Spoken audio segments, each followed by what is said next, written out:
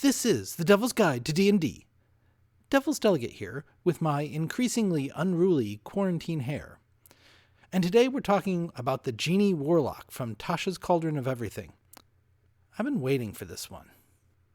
How well did WotC do? How's the flavor and effectiveness? And does it help the Warlock be a bit more of a class instead of a dip for every other class? Let's see.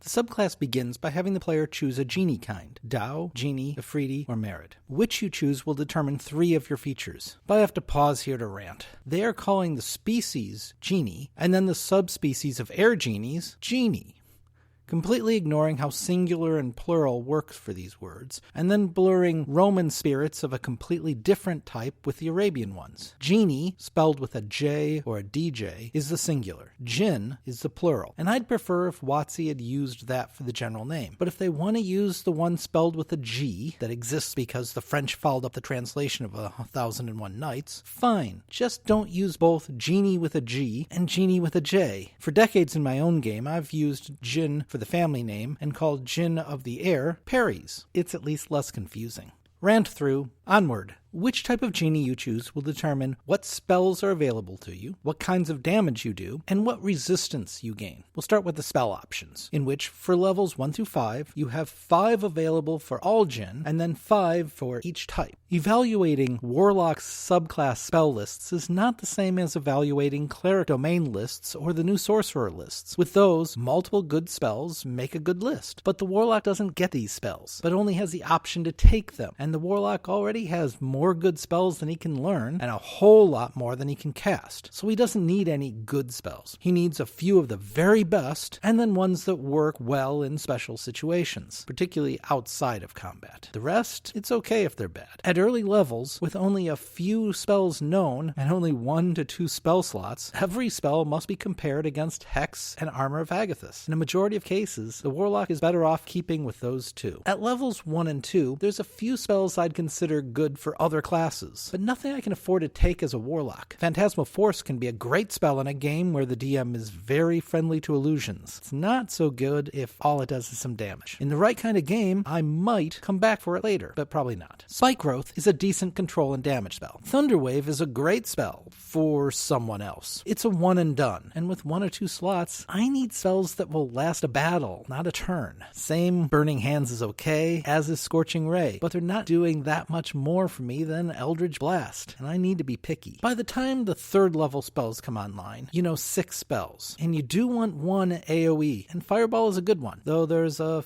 few passable ones in the regular Warlock list. And you're likely going to want to trade away Fireball when your spell slots become 5th level, as its scaling isn't great. 4th is where we finally get interesting. I should first note what a poor choice Fire Shield is. It's a spell that's main benefit is giving you fire resistance, which is something you'd have gotten as a feature a level earlier if you'd chosen the Ifriti. This is also a good time to point out other synergy problems WotC has with design. The Fire Genocide is the race that seems to best fit becoming a Ifriti Genie Warlock, at least tone-wise, but they already get fire resistance as a racial trait, along with Burning Hands, so they are de-incentivized to choose Ifriti. It's the same thing that happened with the Draconic bloodline for sorcerers, in that Dragonborn turn out to be bad creatures to choose it, when they ought to be the best. But back to the spells. The Dao gives Stone Shape, which is a very useful utility spell for making defenses, getting through walls, sealing doorways. I doubt if I'd take it at 7th level, but around 13th, when I know 12 spells but can only cast 3, I might come back for it. The other real winner is Greater Invisibility, which can give me a great defense while giving me advantage on all those Eldritch Blasts. However, this overlaps with Shadow of Moil, which is already on the Warlock list, so it isn't an absolute must-have. At 5th, the Merid finally offers something worth considering, in AoE, which at this level is better than Fireball. But as I wasn't that excited by Fireball at 5th level, I'm even less by Cone of Cold at 11th. However, both the Genie and Dao come through, this time in reverse. Seeming is a fantastic spell, generally for out-of-combat sneaking, though you can mess up a fight by making all your party and all the enemy look exactly the same. I find that this is a must-have spell for an adventuring party, and would come back to it to pick it up at a higher level if no one else had it. But it isn't a spell you'll use every day, so if the party has a wizard, or even a sorcerer or bard, leave it to them. Wall of Stone is a fantastic control spell. Splitting up your enemies, or blocking them if you want to escape, this is the one spell on the list I'd absolutely take as soon as it was available and keep it all the way to 20th.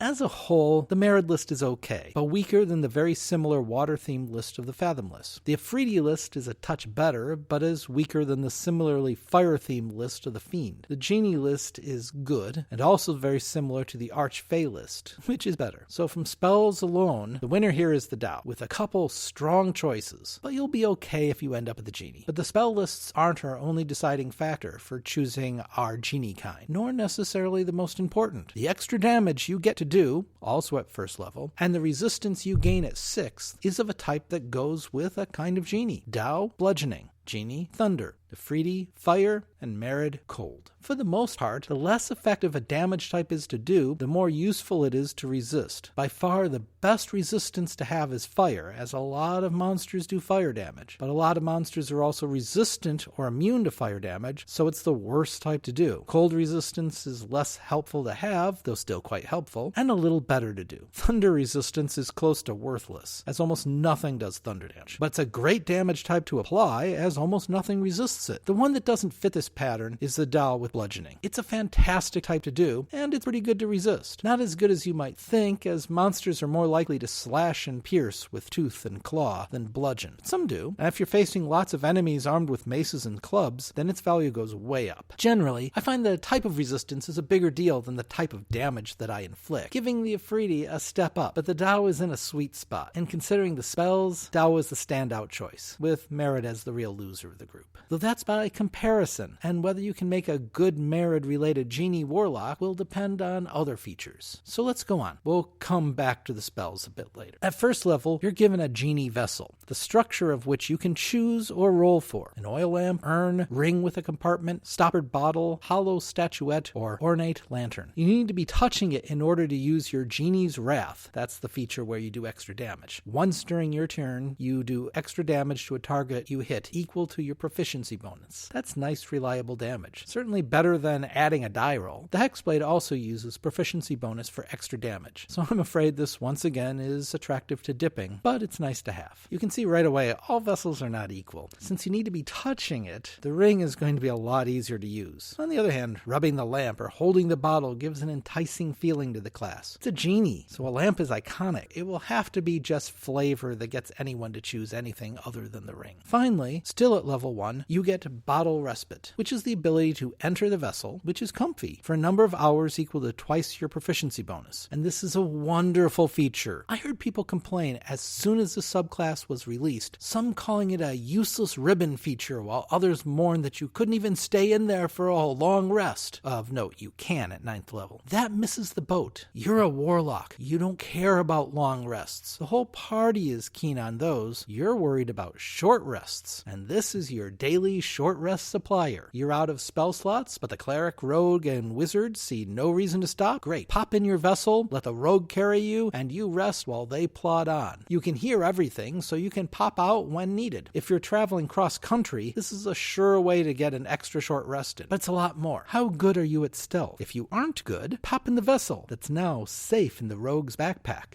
and let him sneak for you. Want to spy? Leave your urn on the table before the secret meeting. Want to get past the castle guard? Have the fighter toss your ring, with you in it, through the fence. Again, rings are best, as they are far easier to slip through gaps in a wall than an oil lamp. Does it look like your party will win the battle, but you're down to your last hit point, and there's no cleric? Drop out of the battle early and into your bottle. And while having another party member store your vessel in his backpack is a good option, in a couple levels, you'll get your packed gift. How about a familiar? Your invisible flying imp can carry a hollow statuette, which then becomes invisible, which means your stealth and mobility have just gone sky high. Oh, and you can store things in the vessel. A lot of things. Treasure if you like. A few 100 gallons of holy water if you'd like to use it as an anti-undead hand grenade. The vessel has hit points equal to your warlock level plus proficiency mods, so it's breakable. There's so many uses for this. Some straightforward, some tricksy. In combat, between combats, while exploring and adventuring. This is a great feature. At 6th level, yeah, we're just at 6th. You get the resistance Resistance we already talked about, which is good, but there's more. You gain the ability to fly. Your proficiency number of times per day, you can fly and hover for 10 minutes. At this point, it's 3 times. Eventually, that will double. You're going to spend a lot of battles in the air, and flight is useful in many situations. So even if you end up with thunder resistance, 6th level was still good for you.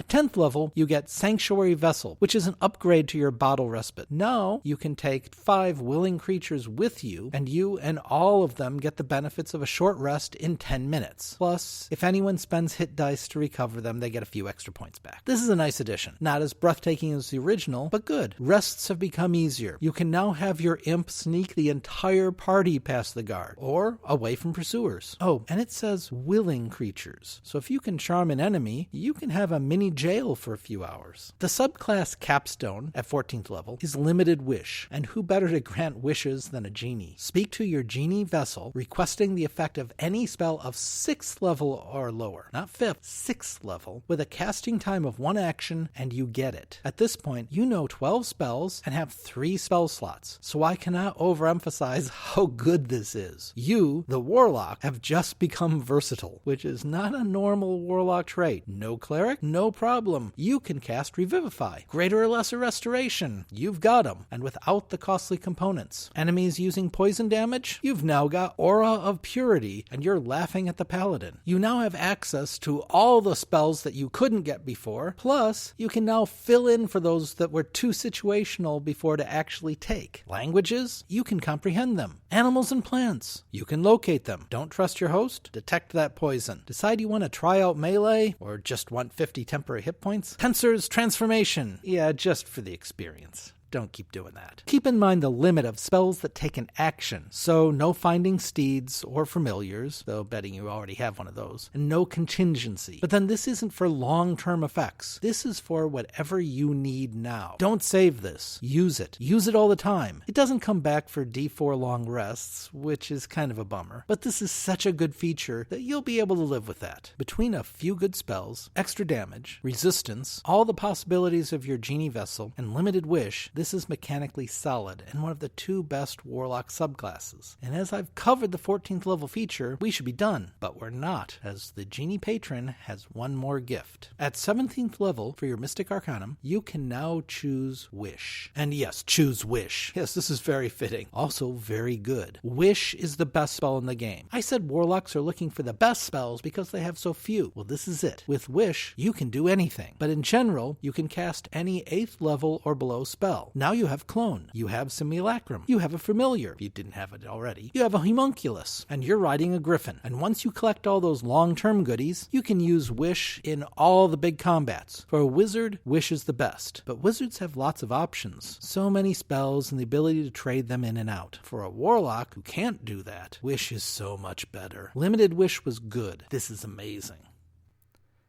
Which makes this subclass really good. Hexblade finally has competition. If you are playing up through the high levels, this is unquestionably the best Warlock subclass. At lower levels, it's still really good. It covers the bases. Mechanically, it all works, both in and out of combat. There's lots to work with for role-playing, and the flavor fits for the Arabian Nights. And with Wish and Limited Wish, there's some reason to stick around in the class. The Genie Warlock is a welcome addition to the game, and one of my favorites from Tasha's Cauldron of Everything. That's it for now. Please like and subscribe, keep playing D&D, and now it's absinthe time.